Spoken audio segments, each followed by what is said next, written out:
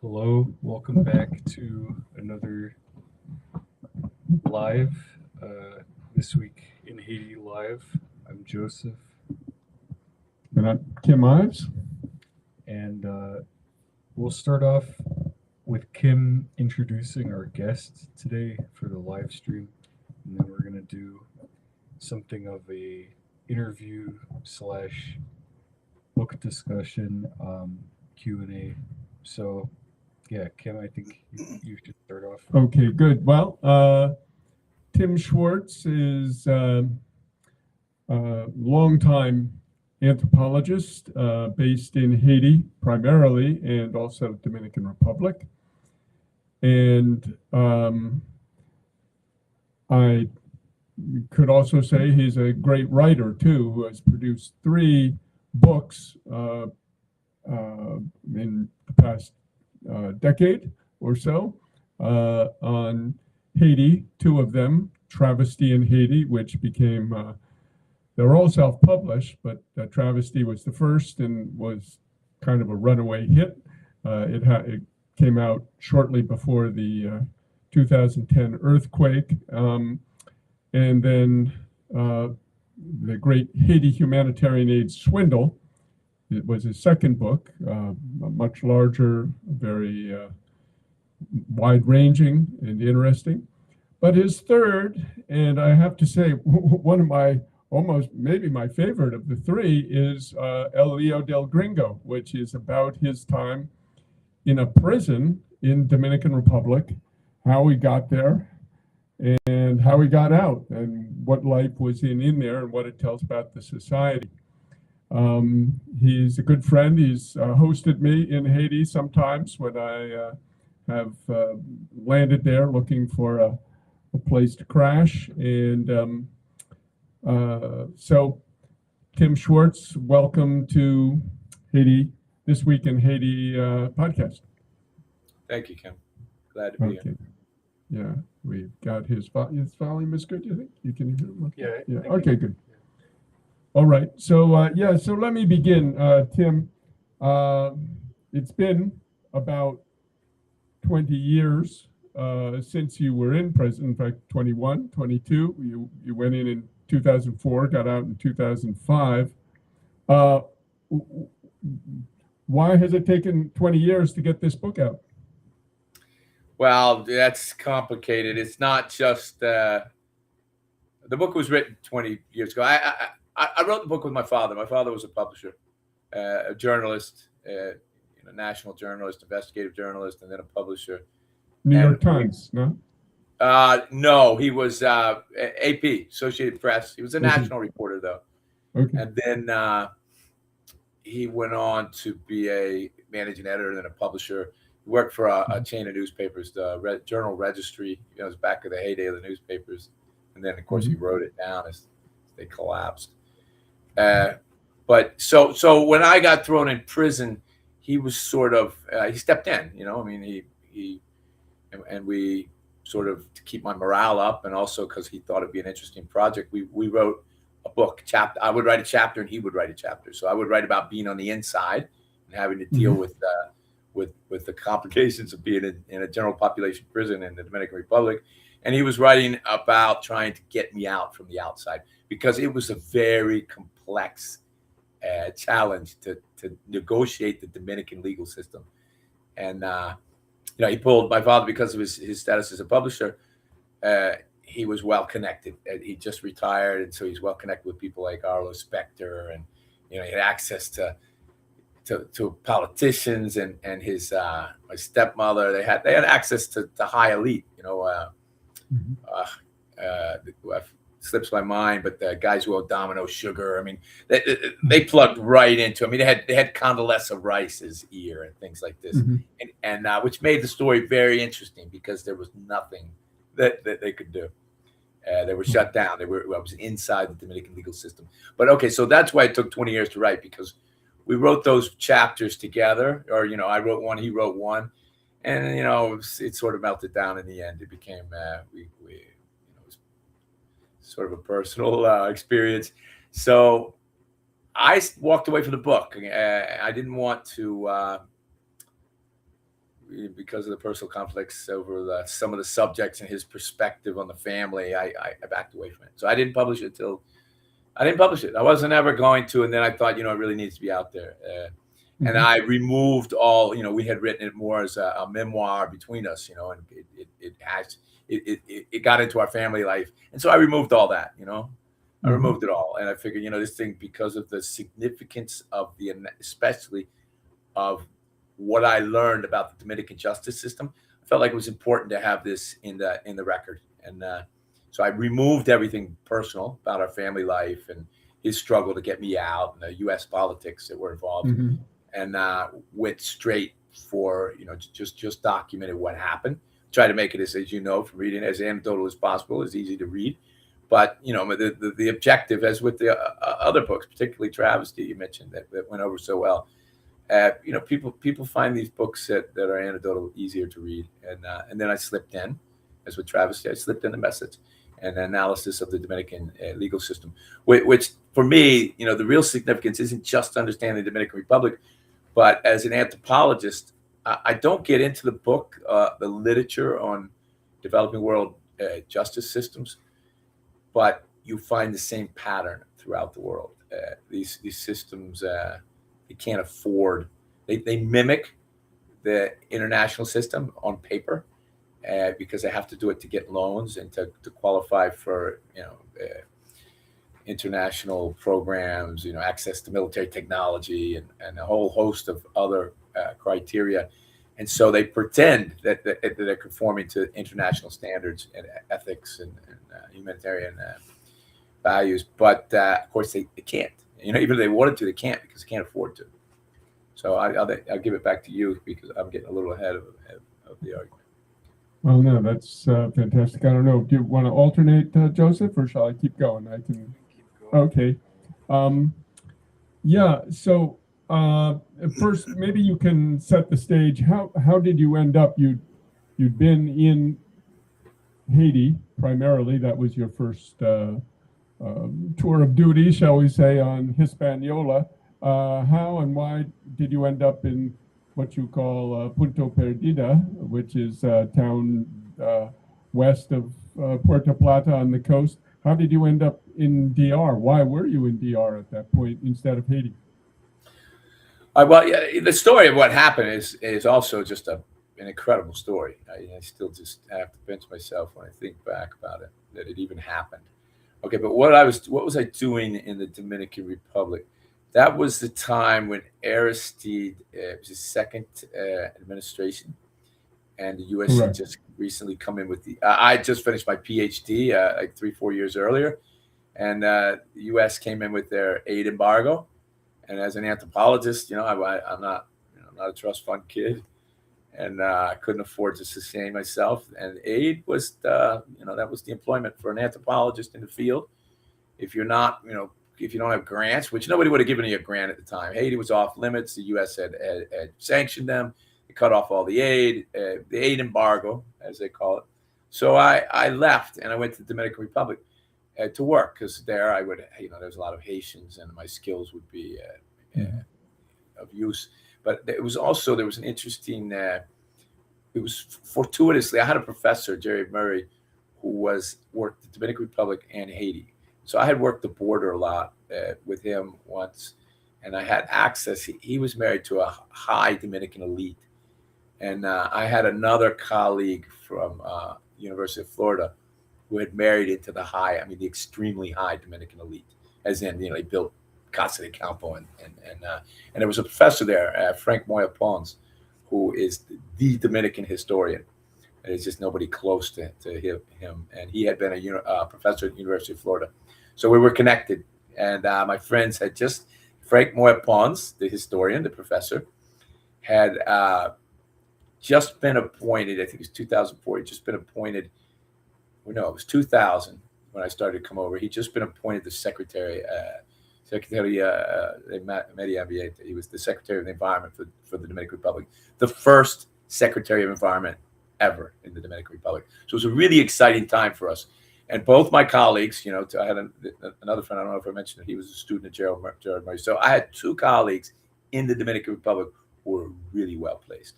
and we were inside the Secretary of Environment.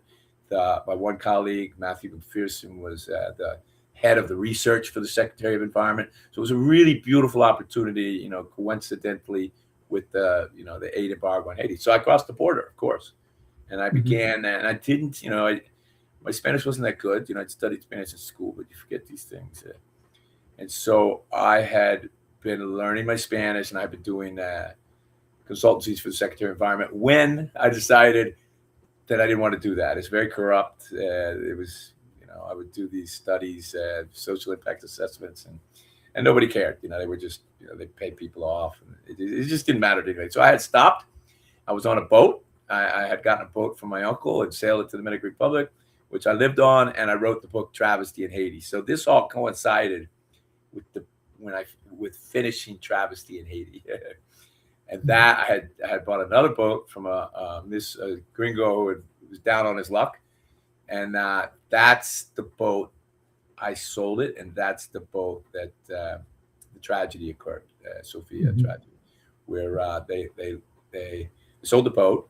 Within a week, they loaded it with hopeful migrants. They call them Yolas in the Dominican Republic. They call them YOLOs? Yola. Oh, Yola. And in it slips my mind in Haiti. Yeah, we call them boat people, but there's a name for the boats. I'll think of it. Anyway, so Conter, right? Conter, exactly. How could I forget? I was in a village. I was very interested in the boat voyages too, because I was actually when I did my research, I'd been there for years. In Haiti, they'd sent a lot of contests, and there've been some horrible tragedies. We lost a boat one time with 250 people on it. Nobody was ever heard from again, which is a massive impact on a small rural area like where I was living. Massive. Everybody had somebody in their family who just disappeared at sea. So these things said, and in fact, when I first went to Haiti back in 1990, I had tried to board a boat voyage. This is when they were all going to Guantanamo Bay the first time. They just sail out, and then the Coast Guard take them, and they go to Guantanamo Bay, and they would apply for asylum, and I had actually worked too in the Miami. I can't remember it anymore. The Miami Refugee Center or something. The Haitian Refugee Center in Miami. Exactly. Gerard Refugee Center. Right. Okay. I had worked there back in 91. Yeah. As a translator. My Creole wasn't that good, but it was better than the lawyers. So I had made some use of myself, and I had learned, gotten interested in it. You can't work in Haiti, especially in a fishing village, and not have been interested in it. But it wasn't something I ever imagined having an experience like this. So fast forward to the Dominican Republic, I finished the book, Travesty, and I was leaving. And I had the two boats. I sold one within a week. They loaded it with migrants. Nobody knows how many. And I don't know many of the details. I never did learn the details of it. But the people who bought it, they loaded it. Some people said there were 40 people at first. Okay. So they sailed out of the harbor at night in the worst storm of the year. That was the year of Hurricane Jean, and we used to call it in English. And it was a horrific weather, just horrific. It wasn't the hurricane, but I'm just comparing that because I rode out Hurricane Jean, and this night was worse. It was just horrific. It was suicidal. They loaded the boat in the dead of night. They sailed out. They didn't even sail. They had a small. I sold the boat. I'm sure nothing changed because you can't install a decent diesel engine in that amount of time. So they left the harbor with a 9.9 outboard motor on the back of it. I suspect they didn't even clean the bottom. I used to clean boat bottoms. I spent a lot of time in the water, and I suspect that they didn't even clean the boat bottom, which would have meant that it's the water was up to the gunnels. Yeah, and it was just it was just suicidal. And when they got out of the harbor, I know this because I looked out there. The next day I'd been out on the beach, and it was just a wall of breakers across the channel going out to the ocean. And they never made it. They got to the channel. I guess they tried to run through the breakers, and they got thrown up on the reefs. And it was a horrible tragedy. Were there any survivors? Yeah, there were survivors. I don't know how many, Hmm. but sometimes when we were in court, there would be survivors in there. And at one point, I think part of the strategy, the fiscal, the Dominican prosecutors, to try and intimidate me early on or make me crack, or uh, they had put me in a waiting room with a lot of with like half a dozen survivors, and there were some other people, and so I sat there and listened to these conversations about what had happened, and just some really, really sad, traumatic experiences of they were up on the getting smashed on the reef by these breakers, and Yeah. God, I don't even want to recount some of the stories. Terrible way to go. Yeah, they're watching their family because there was a lot of family members on there die. Mm. They the story was that the captain of the boat, he was a Haitian guy. Most of these guys, just to be clear, they weren't Haitian. They were Dominicans, poor Dominicans, obviously poor Dominicans. I think they said the captain was Haitian, but one that had been in the Dominican Republic for a long time, and he clearly didn't know anything about the ocean. And the interesting thing, just as an aside, the Haitians are much better seamen than the Dominicans. Mhm. And you would think with the technology, because the Haitians, they're building boats, fascinating, boat building industry. They're using technologies that are thousands of years old. I used to marvel because, like I said, I did my research on the water. Yeah, And the masts are even kind of gnarly. Yeah. Right. They make everything. They saw the boards themselves. The most modern thing on most Haitian sailboats, some of them 100 feet long, which is a ship. The most modern thing are nails, and and then for sails they're using sewing goodwill canvas. They scavenged out of the canvas, out of the goodwill to sew together these sails. It's a fascinating industry. They're Hold better that thought, seamen. Tim. I don't see a volume level. Are we sure we're getting volume on this? Okay, good. Okay, yeah, continue. Sorry. Mhm. So the Dominicans are not very good seamen. They don't have that. They don't use those sailboats like I'm describing. They don't make them anymore, and they use motors, but they're not very able seamen. Although they have a more vibrant fishing industry. Okay, so I'm getting a little off track there. So the story was with the captain. He donned a life preserver when he realized Right. they He weren't. was going down. Yeah, he jumped off, and so I've heard they found him dead. Apparently, somebody put a bullet in his head. Most likely the police. That they had got at some point, the Marina de Guerra, the Dominican Navy, or the police had got him. Just another side to tell you how poor Mhm. Dominican seamanship is. The Dominican Navy, most of these guys, they can't swim. I can tell you lots of stories Did about. Did you know about that murder when you wrote the book? Because it was not included in the book, as I recall. Yeah, I didn't mention it. I suppose I could have, but yeah, it would have been I guess, interesting fact. But I never verified it. I couldn't be certain. Right. Yeah, I couldn't be certain. Maybe he in the Dominican Republic, maybe he just handed him, some money because he surely had a bunch of it. Yeah. And walked off, and they said, "Oh, he's dead." So you just don't know. Yeah, with those things. Mhm. ER. Sure. Yeah. Okay, so well, I might as well continue with the story. So after the tragedy, of course, I was on my original boat in the harbor. There's 100 or so Dominican. That's where you were living on the boat, on the other boat. Right, I was living on the boat, and I worked the harbor, and did odd jobs, as I was writing travesty. So of course we all knew about it immediately. We did all night. This has been going on. They had left, I don't know, midnight or so, and all night they had been out there, and they had taken the radio. So I sold the boat. They had radio batteries, and they had taken them out of the boat to assure that nobody called the Coast Guard. They have some crazy ideas about getting there. They don't want to be caught. Right? They're more worried about the Coast Guard than they are about surviving. And there's other stories. I once started to write a book about Yolas and Canter, and I gathered a lot of the stories. I mean, these are very common. There's 3 or 4 major shipwrecks or episodes like the one that experienced with the boat I sold, where horrific things happen.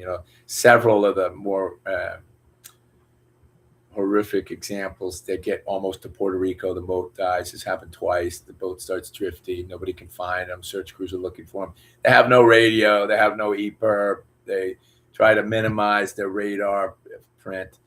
And in two of those cases, like one time there was just one survivor. They'd begun to cannibalize each other. One of the first things that happens on these boats is there's a pregnant woman. They milk her. As they're starving or they're dehydrating. That's a very common story. Yeah, there's just horrific stories. I didn't get into those things because the book isn't about. Okay, that's the other thing, And when I wrote the first version of it with my father, I had gotten deep into the Yolas and these illegal boat voyages. But this book isn't about that. That's an interesting. That's how it got in. So it was a really traumatic and dangerous situation that I was. Being thrown in a general population prison. And very early on, it looked like they might just kill me because it was an organized group of, again, I don't know all the details, but what came out over time was an organized group of smugglers, human traffickers, and they were well connected to the Navy. And so to kill me early on and blame and just say, okay, it was the gringo, right? It would have taken the heat off of everybody, including the Navy. And so it was very real fear with me and with other people who were, concerned about me, my family and Dominicans, that I would be killed and just scapegoated. I was scapegoated. It just didn't kill me. But and one reason they didn't kill me because they didn't have to, I guess. It's so corrupt that you don't have to do it because these are very common. The Dominican Navy is involved in it's almost impossible to have a boat voyage without involving the Dominican Navy. If you take that risk, they're going to try and get you. And often they do, as they had in Punta Perdido, what we call Punta Perdido. And it happened several times while I was there that people tried to evade the Navy. One time they tried to evade the Navy opened fire on them, killed somebody on the boat. Right. You did include that in the book. Yeah, I did include those. Yeah. But of course, again, the purpose of the book is to tell the story because I think it's an interesting story. It keeps people reading, but to dissect, and the Dominican justice system and show how it works. Because, as an anthropologist and understanding systems, processes, the state, government, how these things work, and understanding human behavior in general, there's a model called emics and etics. It comes from phonetics and phonemics. Phonemic is what you think you hear, right? So emics, that's what you think you're doing. That's what you say you're doing. Like we don't eat cows in India. That's the emic. We don't eat cows. And then there's etics, like phonetics. That's what you're really saying. So like I say water, or I say water. We all think water, but I'm saying water, W-U-D-D-E-R. Or to use the cow example, we don't eat cows in India. Yeah, but so they're eating cows. That it's just a certain group of people who are allowed to eat the cows, but they're certainly not wasting them. And they eat them under certain, context. So that's what I did. I dissected, once I got in the system and as I was going through it, I realized that there was a very clear and patterned process system that was contrary to the one that they say exists.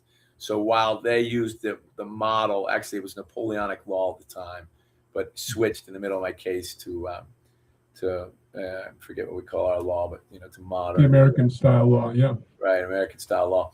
But it didn't matter which one you want. What they say they were doing and the way the law was written and the process that we're supposed to follow was very different than the highly patterned processes that occur, which was, again, as an anthropologist and somebody who studies these things, I'm very interested in what people say they do and what they really do. And this is true with almost everything, So that's what I went after with it. That was my what I felt was the contribution, because what you see in the Dominican justice system, in the end, when you look at the data, it can only be that way because they don't have the resources. If they're going to control criminality, and they're going to profit as lawyers, and these guys are going to profit. Someone's got to keep the system churning, right? Keep it going. So there's got to be, financial lubrication. So it made perfect sense. And what was that system? Okay, early on when I went into the prison, of course, my family and me, we're all trying to figure out what's this going to be like. And in the book, I tell about the guys in jail who were really good to me, were concerned about me and gave me a lot of advice and told me what it's going to be like when I get to prison and how to behave. I include that in the book. But my family at the same time, they're looking into this. What's going to be like in there? How dangerous is it? Mhm. And the State Department, of course, is your most likely source, right? The one that you would trust, you would assume is correct, and that you're going to find first in a Google search. And they said things like, it's horrific. They get tortured. The prisoners get tortured. They stay in for a long time. They never get, trials are rare. Things like, drug offenses you're in for, which, wasn't my problem, but you're in for, they might never get out. I mean, it just goes on and on about how, how would you say, I mean, how strict the system is and how unforgiving. Well, very quickly I learned it was the opposite. It was a revolving door. And, these guys come in from anything from, drug charge to murder, and they get out in a much shorter time than it says they should get out on the books. In fact, one of the big complaints about the U.S. Human rights advocates and, legal experts is that remanded prisoners, they don't get trial. Well, the irony of it is, they don't get trial, and they don't want a trial, because they only sentence you and give you official trial if it's a high-profile case that typically involves a foreign government. So if it's drugs, the DA might be watching. If you killed a tourist, okay, the embassy's watching. They want to know that guy went to prison, and the Dominicans want to show that the justice system, the international one that's been imposed on them, that's contingent, the existence of which is contingent on foreign aid, World Bank loans, and a whole host of other benefits they get from developed countries, particularly the United States. All that is contingent on them putting up a facade of having a modern justice system that respects human rights and all this. Okay, so two ironies there. One, they only do that when foreign government somehow involved, the embassy or drugs, DEA, FBI. Prisoners don't want to get sentenced, because once you're sentenced, you might have to stay there, or you're going to have to come up with a lot of money to pay for a pardon, which anybody can get, and unless it's extremely the right price. Yeah, there's a price. Okay, but what the average prisoner wants is not to get sentenced, because what the system is, it's a bail system. So even while in the State Department side of the U.S., they're very clear about that. It's bail. People rarely ever make bail. Yeah, because no, they do make bail. They all make bail. They call it fianza, but they don't put that bail on the books. So the State Department and legal scholars or auditors, they don't see it, because they're handling it something is completely different. So it's a highly patterned system of bail with very little, sentencing and final trials. So it's a negotiation. And then the person pays the bail, and the bail, we don't know, no one knows where the bail goes. It goes into the pockets of the prosecutors and the judges. And there's a whole lot of bribery going on, negotiation to reduce the sentence to get out. So, but it's despite the negotiation and prices depending heavily on how much you got and whether you're a foreigner or not, it's highly, highly patterned. Pattern in both respect to the type of crime, whether it's drugs, murder, robbery, and who the person is, the accused is. Highly patterned. So that, for example, murder, a rich person or an international person who's committed murder could get out. The price was $30,000. That's the price of a pardon too. Whereas if it's somebody from the barrio, he might get out for a couple $100 on a murder case. And depending on how many murders, the price will go up. So if you're on your third murder, it's going to be more than the first one. Drug case is another example. You know, a Dominican who gets nailed taking somebody to the airport, you know, with drugs, because they do this. They give them, you know, these systems, these organizations where they get people who have visas, either Dominicans with international visas or foreigners, and they give them balloons, you know, with cocaine, and so it's in their stomach, and so that's a big racket. So let's say they catch somebody taking somebody to the airport or in the airport. If it's a Dominican, well, actually, if you're a visa, okay, if you have a visa, it's going to cost you more. If you're just a Dominican taking somebody to the airport, you might not get out for 10,000 pesos at the time, which is a few $100. And but if you are international, you're going to pay a lot more, and you might get sentenced. You can pay your way out if you're smart.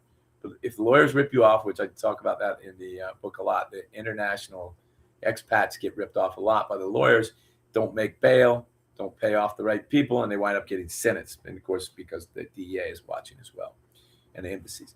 So it's you know, it depends very much on who you are. I talk about it in the book too. There are no rich Dominicans in there, just none.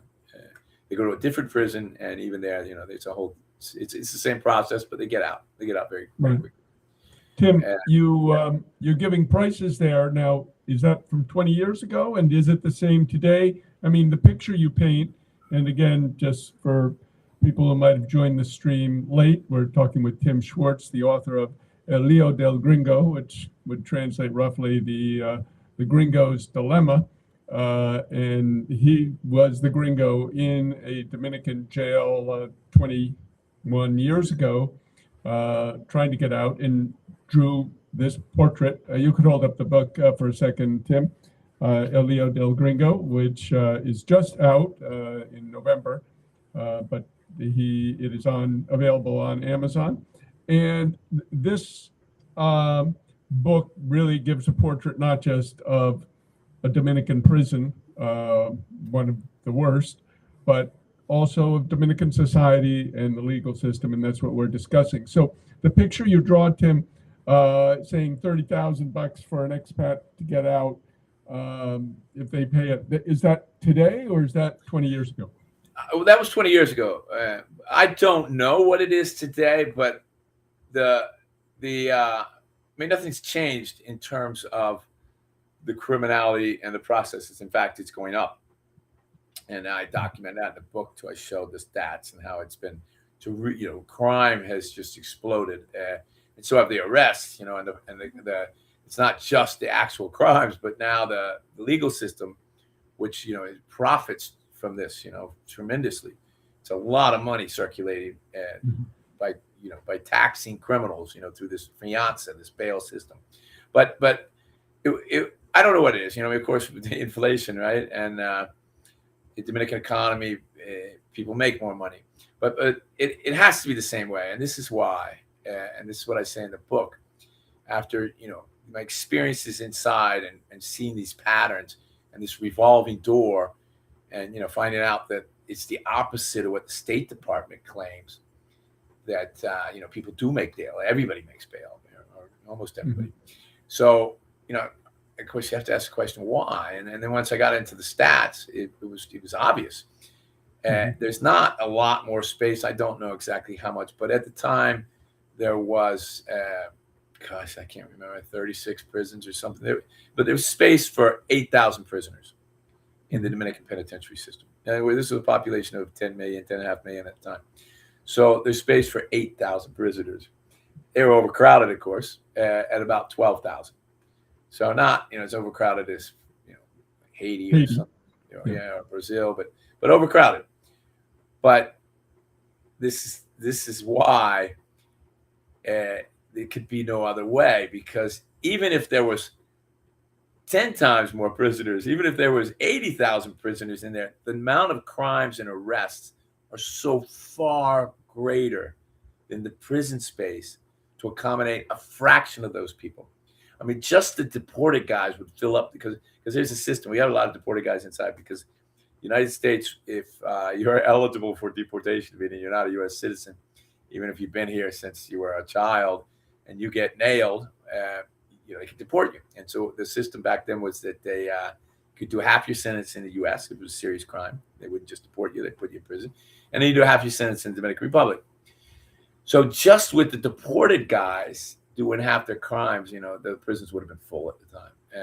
And then, I give the stats in the book, the hundreds of thousands of cases on the books that have never been tried, never been sentenced. And just the sheer number of murders every year. It's just so far away greater than anything that the Dominican government could accommodate, or the justice system. That of course it was a revolving door, and it made very good sense in the context of the Dominican Republic. They do track them. I don't know the precise details, but I do, I know some cops and people involved in the system. I don't get into those guys, but they do track them. They really do have lists, and they know who, like, for example, if somebody in the barrio, if you kill one guy in the barrio and it's just another barrio guy, you're going to get out. You might spend a year, but you're going to get out. But they're very good, good. They're very systematic about that. You're going to spend, a year, but then you're going to get out. The next guy you kill, you might spend a year and a half, and it's going to cost you more. So like the first killing, it costs these guys a few $100, maybe $1,000. Second killing, you might be paying $1,500, $2,000. Third killing, more. And then you're in danger of being killed. So just like we hear, and I know from my experience in the Dominican Republic, most countries, poor countries, they have death squads. And the death squads are logical from the perspective of controlling and limiting crime and keeping certain criminals, the most aggressive and most skilled at organization, keeping them from challenging the system too much. They have death lists, and they execute these guys. They kill them. And there is no death penalty in the Dominican Republic. They conform to the humanitarian values of no death penalty, but they're executing people. They have the death squads, and they don't. There was even studies of it. Most of the Dominican population accepts it and agrees with it, because these guys become a real threat, and there's horrific crimes in the Dominican Republic, and the barrios, which I've lived in. There's some serious violence that has to be controlled. I'm not endorsing the murdering people, or however you want to say, extrajudicial executions, but they have to be controlled. And the system, the international system, doesn't work because they can't afford it. We Marxists call that surplus population, and they control it here, of course, with prisons. But yes, a lot of countries which are not as wealthy as we have been, resort to executions, killing them. I mean, Brazil, they shoot the kids in the street urchins, etc. And of course, in Haiti, we see a terrible massacre going on now of all the slums of Port-au-Prince, just people being mowed down, what the Israelis would call mowing the grass. But yeah, it sounds like an incredibly iconoclastic, it is an iconoclastic picture you paint in Leo. And to some extent, that's how you're known, is blowing up these myths. The most famous one being the 2010 earthquake figure, which was fixed by the government out of thin air at 316,000, and you showed it was somewhere between, I think, 45 and 82,000 or something, through your statistical anthropological analysis, and you took terrible heat from that. So my question is, for this book, have you been getting heat? No, I haven't got much of anything yet. It scares me that this book a little bit. I don't go to the DR very frequently, but some of the maybe people, less frequently now. That's right. Some of the people in the book are still in power, and even more powerful than because I cite these public figures. Again, I just have to pinch myself for some of the experiences, because I found myself, being blamed for what was at that moment the biggest crime in the Dominican Republic, the one that was horrific. And I was in prison with family members of people who had died on that boat. They told me when I walked through the gates that I'd be killed. And then I was told, it'll be okay unless there's a riot, then you'll be killed. And then at the end of the book, there was a riot. It's just, surreal how some of these things develop. I was rescued, so to speak, by a ex-wife of the nephew of one of the former presidents. So I found, and the Supreme Court justice, head of the Supreme Court, or a subsequent head of the Supreme Court, was my lawyer. They came to me, because of the contacts that I had as an academic, and and not as an academic. Wasn't as an academic. I mean, I met these people because of who I was, but particularly the one who saved me, the woman I mentioned, and she herself was, cousins of governors and senators. She knew the president. I mean, she knew the attorney general. I mean, the president at that time was Fernandez. Yes, she knew him. She knew all those people. Yeah, and I'm not saying she was great friends with, but they all knew her. They saw her, they knew her by first name. And people like her. She was a very likable person. She is a very likable person, and she's respected. And so she didn't get me any favors in the sense that they opened the gates and just turned their blind eye. She forced a fair trial, and she forced it through those contacts. My lawyer was her brother's father-in-law, the Supreme Court guy. Yeah, no, that's a great part of the book. That whole how you got out and the way you structure it, and kind of hour by hour as it's unfolding, and what you're going through in the prison, etc. Yeah, it was incredible. I mean, we don't want to give too much of the book away, Tim, because people want to read it. And I see Joseph's body language says he's pregnant with a question. I'm curious what, if anything, you were able to read while in prison that was. Oh, yeah, I got a lot of reading done. Well, look, prison was fine. In just day-to-day life, I got to enjoy it. There was a crushing, weight of facing, 25 years in prison, of being accused of being responsible for such a horrific tragedy.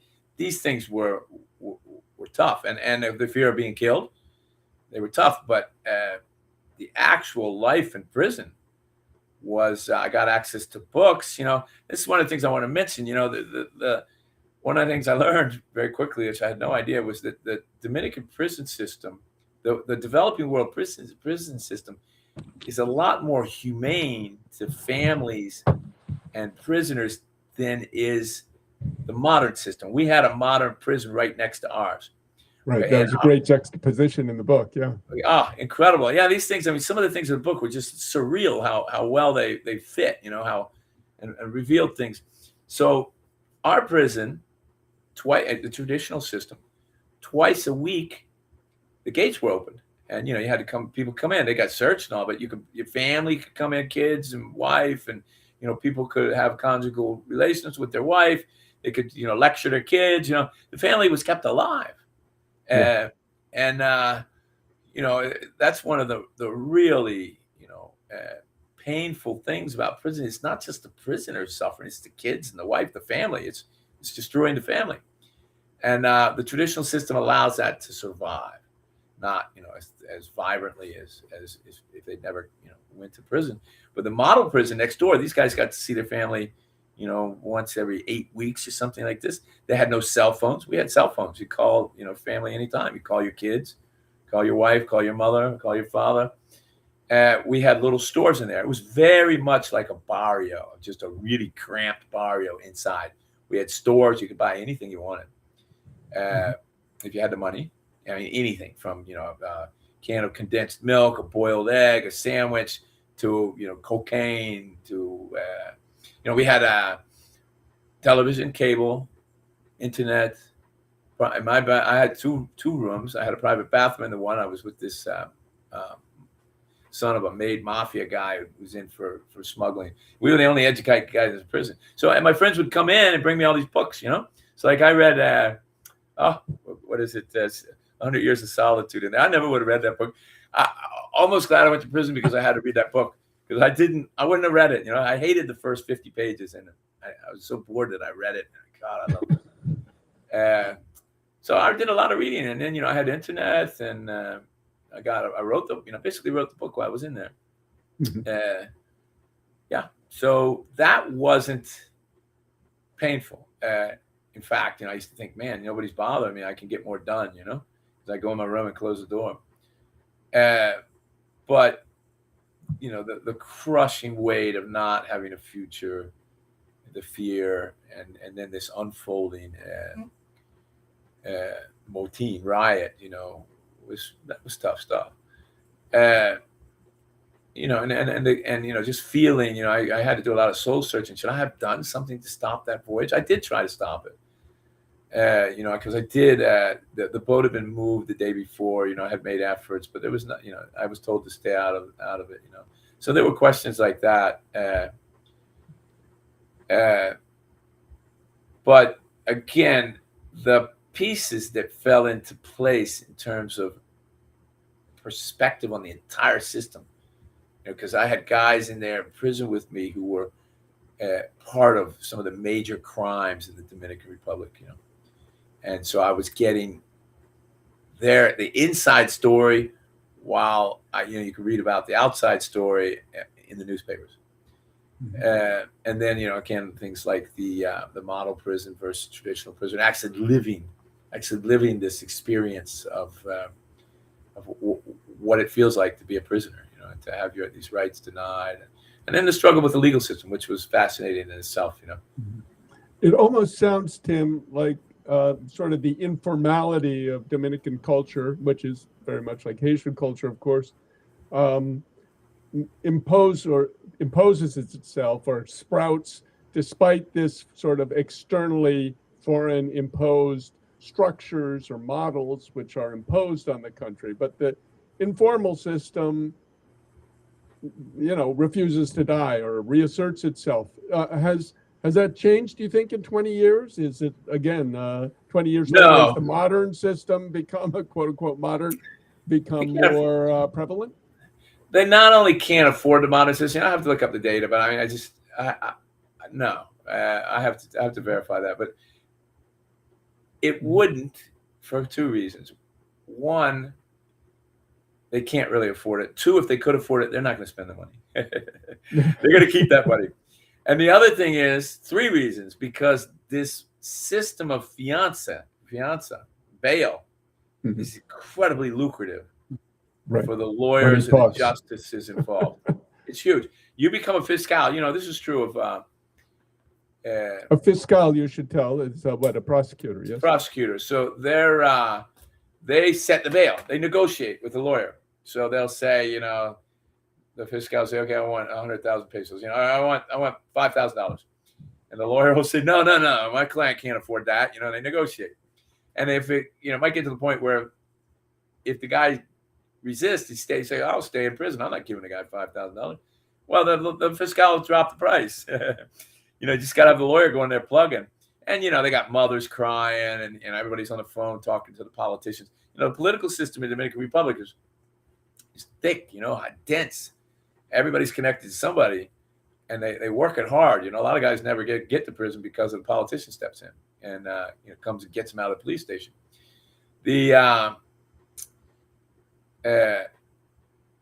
But yeah, it's homegrown in that sense. Yeah, the informal system, as we see so often in Haiti, takes precedence.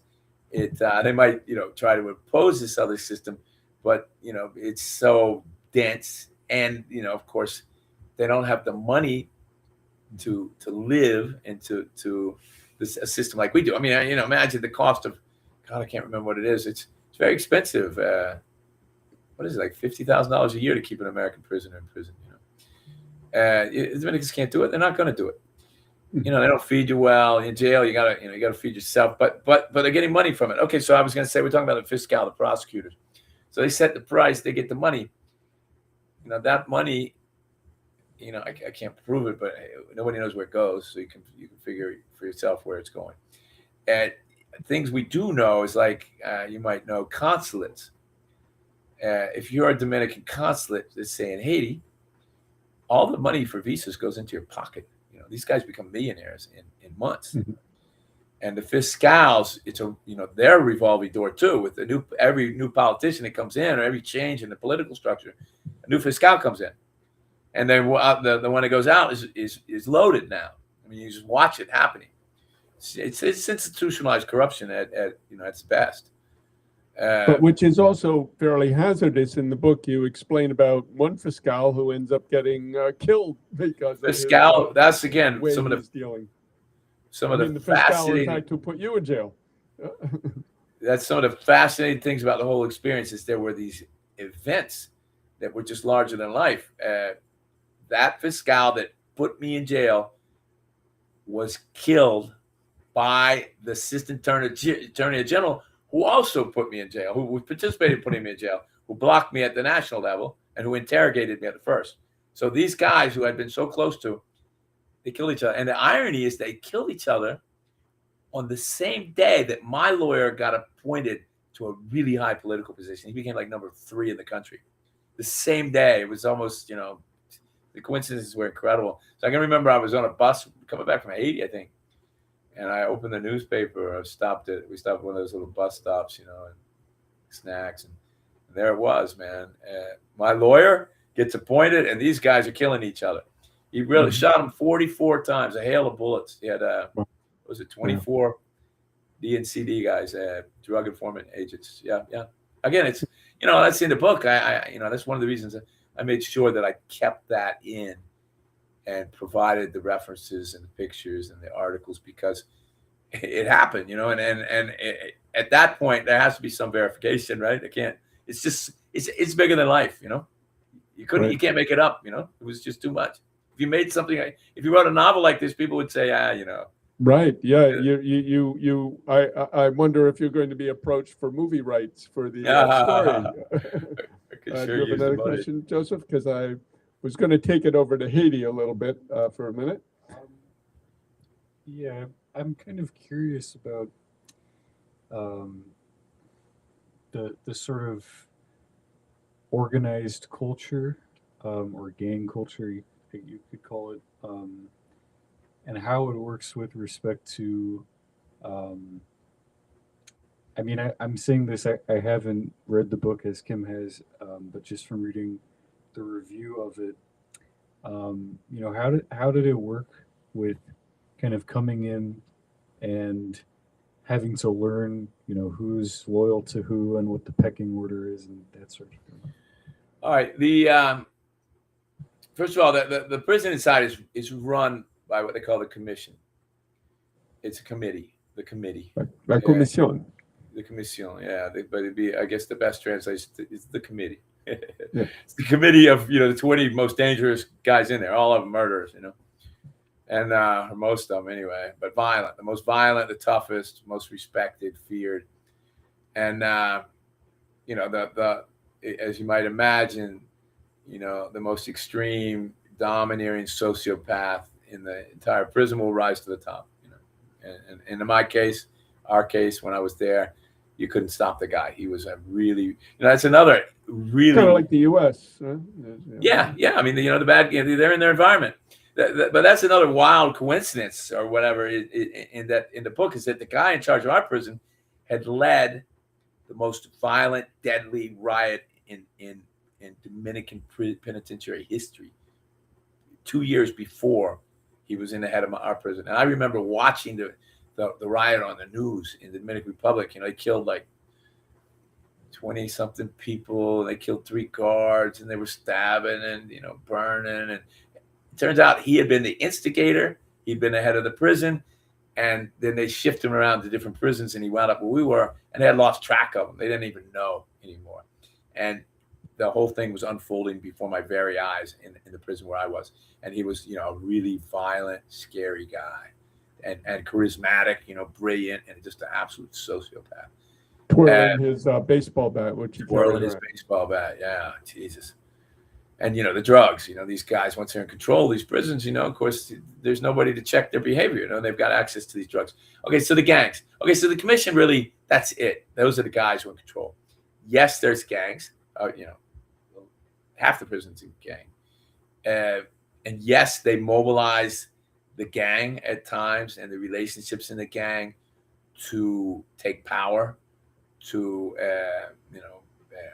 fight, to political confrontations and to control things. But it isn't end all to be all. It's not what you expect. And a lot of the guys in the gangs even complain about loyalty.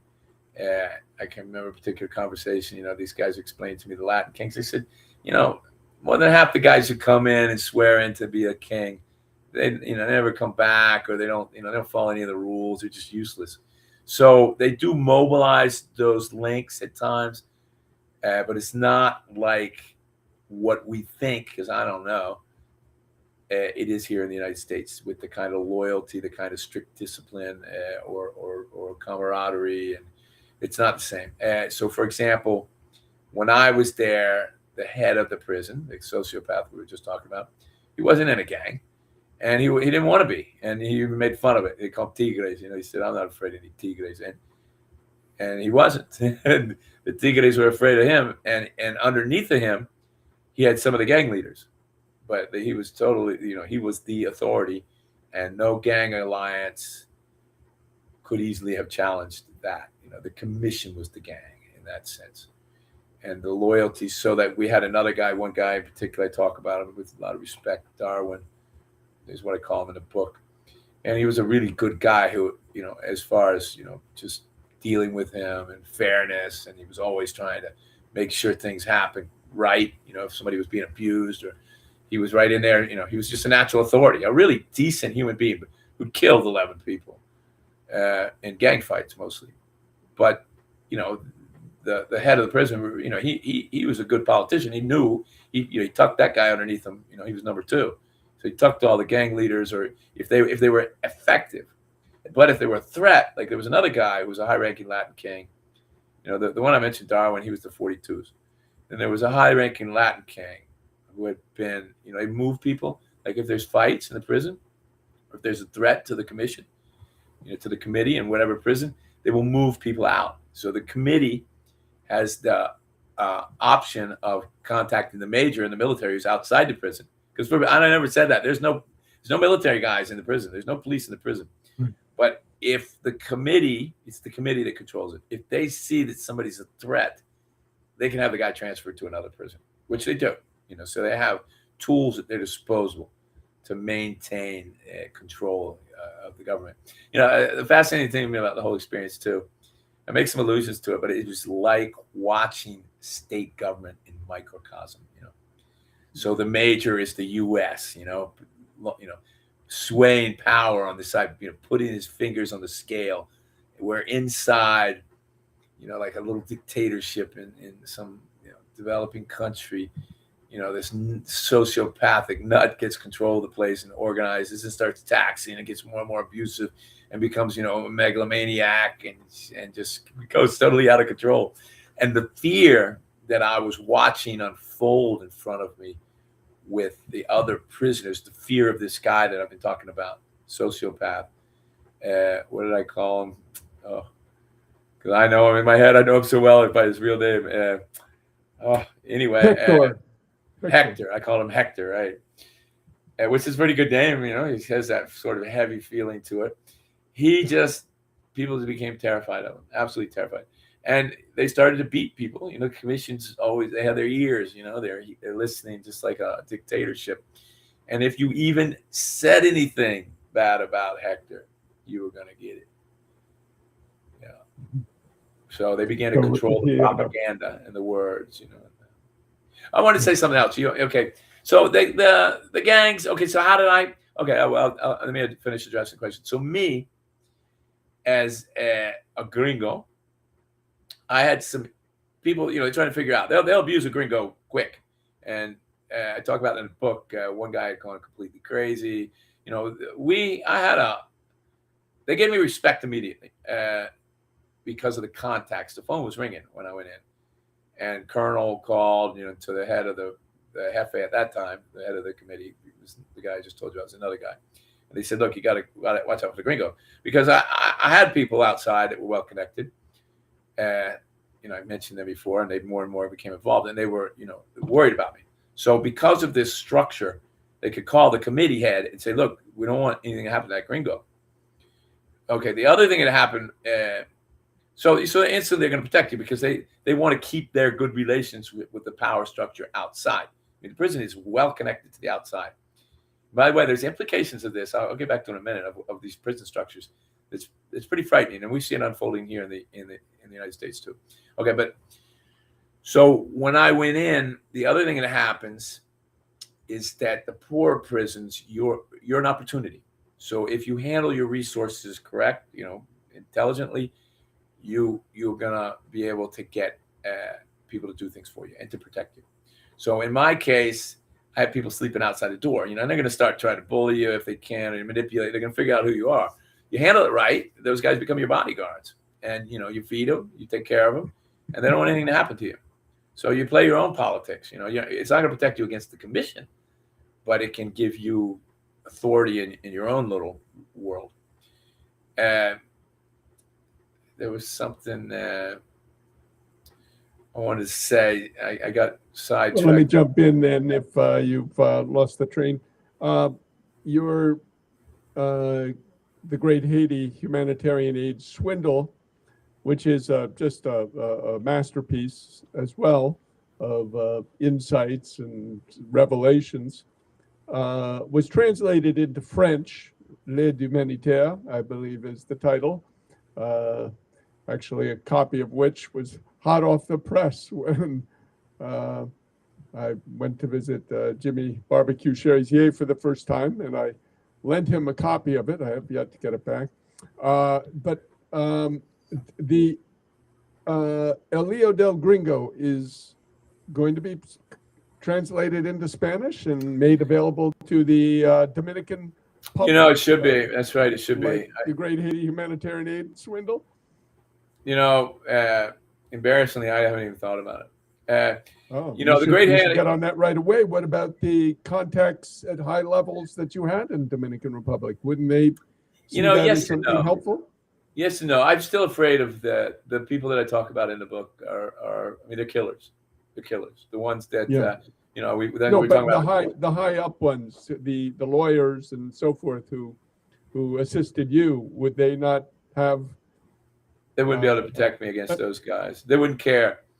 And I'm not married. I married the woman that saved me. We're not married anymore. So that's another thing to be afraid of. An ex-wife. She's a great person. But yeah, I don't have her protection.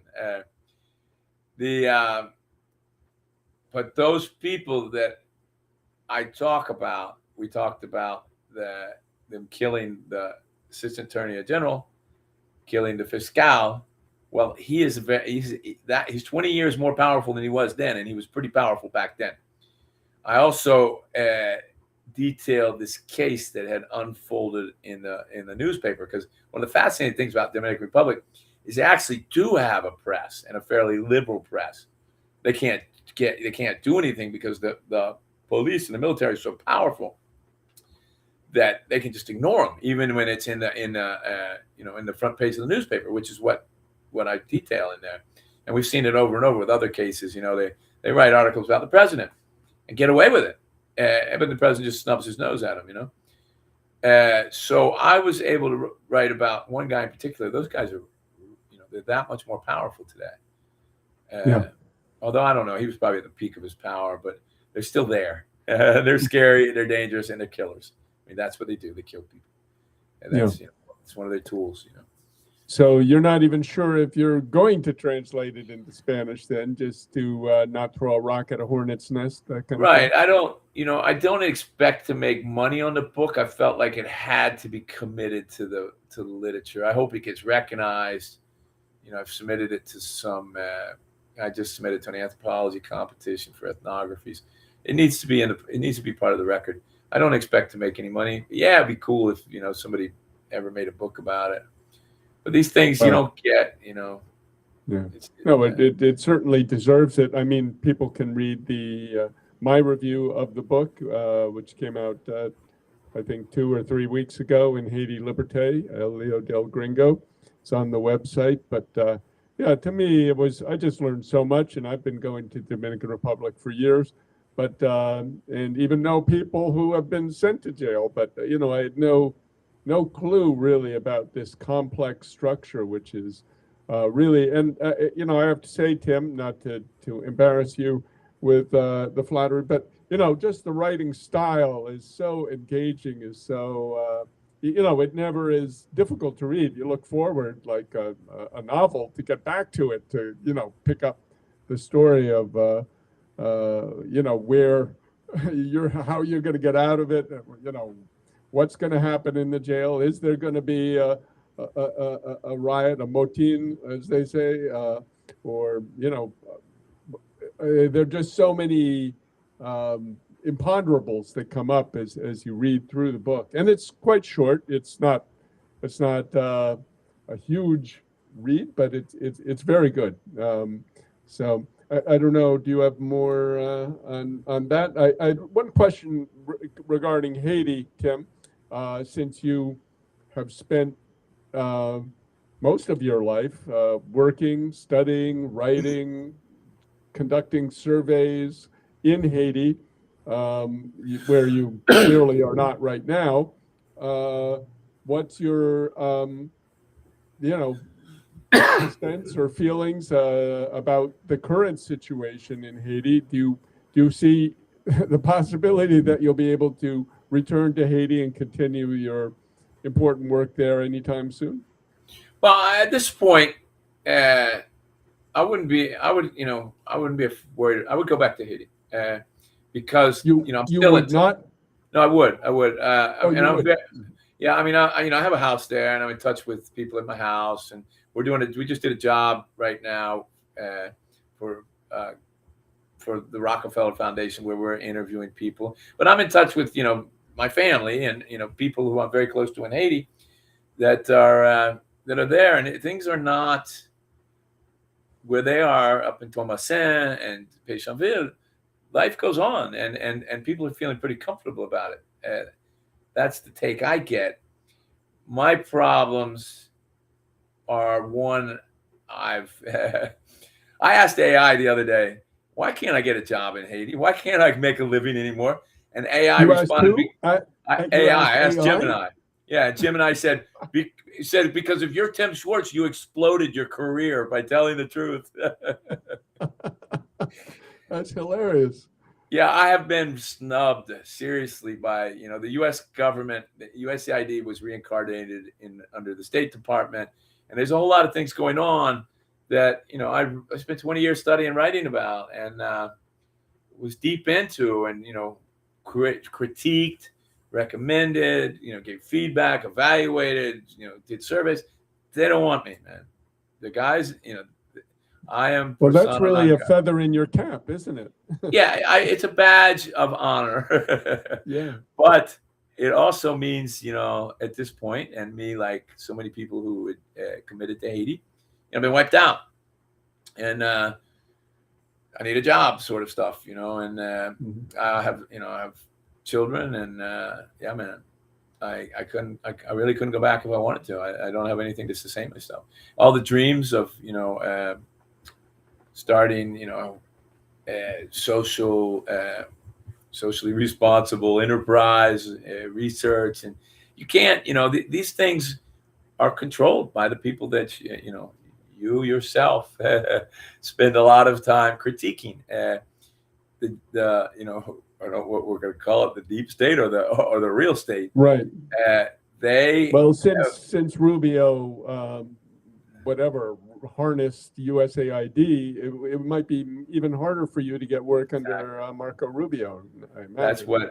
I've basically been told to move on. I've been told that there are brighter horizons for me outside of Haiti by the mouthpiece of the State Department, basically. Yeah, I've been told. Well, I'm not ready to give up, but I'm desperately trying to find some other way to sustain the system, but anyway, to go back to Haiti, what's in the future? It's wash, rinse, repeat, man. They are doing the same thing. They're killing, as you've been documenting. Now they got drones. I think they'll calm things down. They'll repress the gangs. There won't be any benefits that came out of it. I'm a believer that despite the abuses of the gangs, and that as an anthropologist, we're also seeing grassroots movements that shouldn't just be destroyed. They should be adapted, controlled, integrated into a more honest and accountable system. But they're not going to do it. They're going to do what they always do. They're going to go in. They're going to repress the gangs. When they're all done, doing some good things. We see them sanction some people. There's some people in prison that should have been a long time ago. And but that's not going to last. And when it's over, those same people are either going to be back in power, or they're going to have new people, new faces, same people, so to speak. And wash, rinse, repeat. And the United States doesn't know how to do it with Haiti, and Haiti doesn't have the power, and never will, to stand up against Yankee imperialism. Well, be careful with your use of the word never.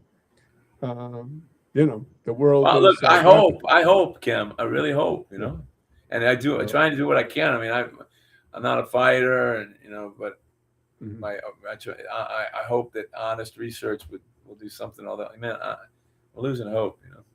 Yeah. Well, yeah. It's things are.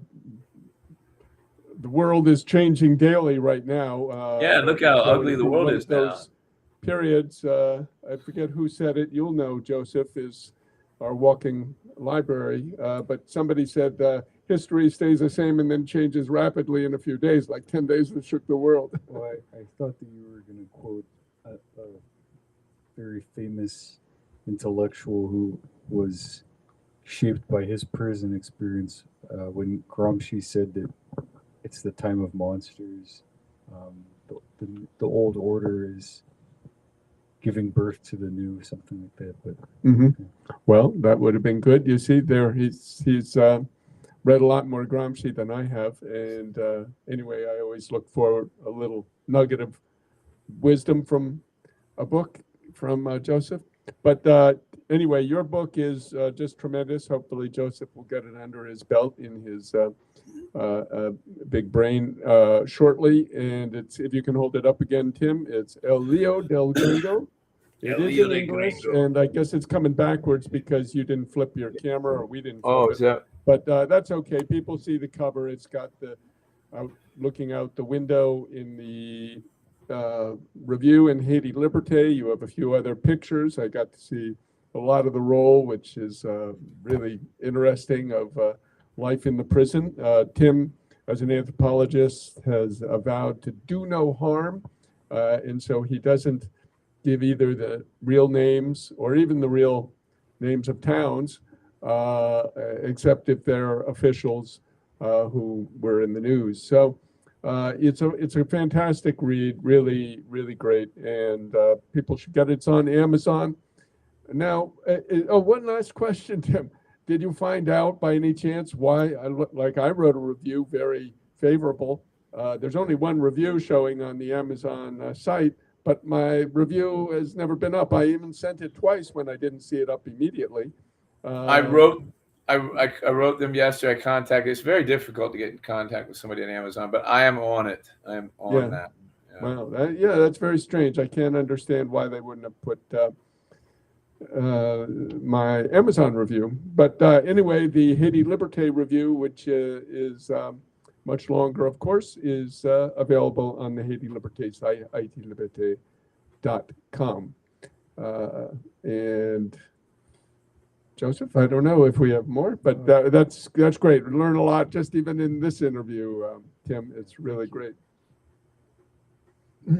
All right. Well, thanks, guys. Joseph, Kim, I really appreciate the opportunity to talk about the book. Yeah, and people, please share this stream, like it, promote it, all the usual things.